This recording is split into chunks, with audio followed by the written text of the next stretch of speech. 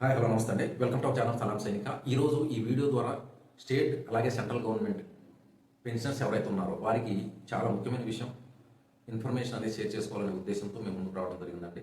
దయచేసి ఆఖరి వరకు చూడండి, ఇన్ఫర్మేటివ్గా అనిపిస్తుంది తప్పకుండా. ఎందువల్ల అంటారా, మన కష్టార్జితాన్ని మనం గవర్నమెంట్కి ఎలా సరెండర్ చేస్తున్నాం మన చేతులారా అనే విషయం ఈరోజు ఈ వీడియోలో మీకు తెలుస్తుందండి.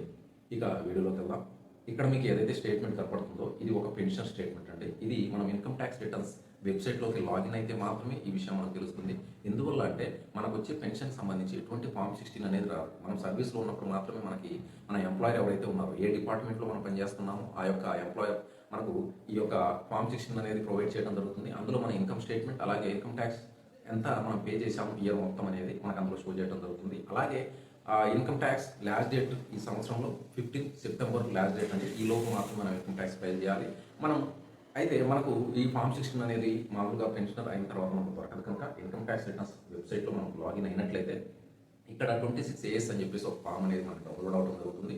ఇక్కడ ఇయర్ మొత్తం అంటే ఫర్ ఎగ్జాంపుల్ 2024 ఏప్రిల్ నుండి 2025 మార్చి వరకు మనం ఏదైతే పాన్ కార్డ్ ద్వారా ట్రాన్సాక్షన్స్ చేశామో అది మొత్తం కూడా ఇక్కడ షో చేయడం జరుగుతుంది.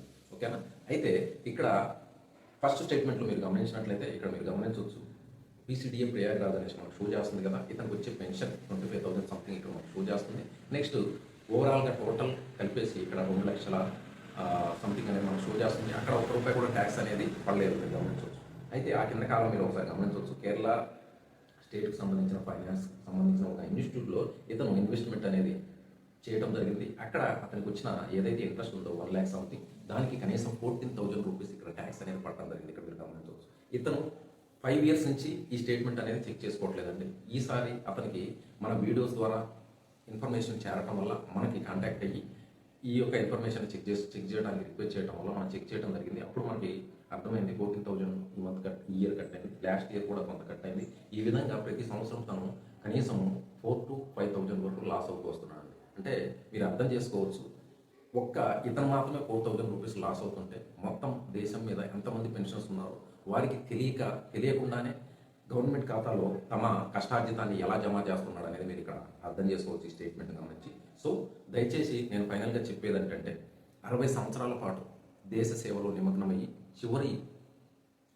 చివరి స్థితిలో ఉన్న ఏదైతే పెన్షనర్స్ ఉన్నారో వారందరూ దయచేసి మీకు ట్యాక్స్ కట్ అవుతుందా లేదా అనే మ్యాటర్ పక్కన పెడితే అసలు మన సేవింగ్స్ నుంచే మన ట్యాక్స్ కట్ అవుతుందేమో అనే విషయాన్ని ఒకసారి చెక్ చేసుకోండి దయచేసి. ఇన్ కేస్ మా ద్వారా మీరు ఈ స్టేట్మెంట్ని చెక్ చేసుకోవాలి, అలాగే ఇన్కమ్ ట్యాక్స్ ఫైల్ చేయించుకోవాలి అనుకున్నట్లయితే తప్పకుండా ఈ కింద ఏదైతే నెంబర్ స్క్రోల్ అవుతుందో ఈ నెంబర్కి కాల్ చేసి మీ ప్యాన్ నెంబర్ షేర్ చేసినట్లయితే ప్రతి డీటెయిల్ కూడా మీకు చెప్పడం జరుగుతుందండి. ప్రతి రూపాయి కూడా ఏదైతే పెన్షనర్ ఉన్నారో వారికి చాలా ఇంపార్టెంట్ అండి. ఈ విషయం మనందరికీ తెలుసు. సో దయచేసి మనం ఎంత టైం దేశానికి ఇవ్వగలమో అంత టైం ఇచ్చాము. ఇప్పుడు మన కోసం మన టయాన్ని యూజ్ చేసుకోవాలి, మన కోసం మనం గడపాలి.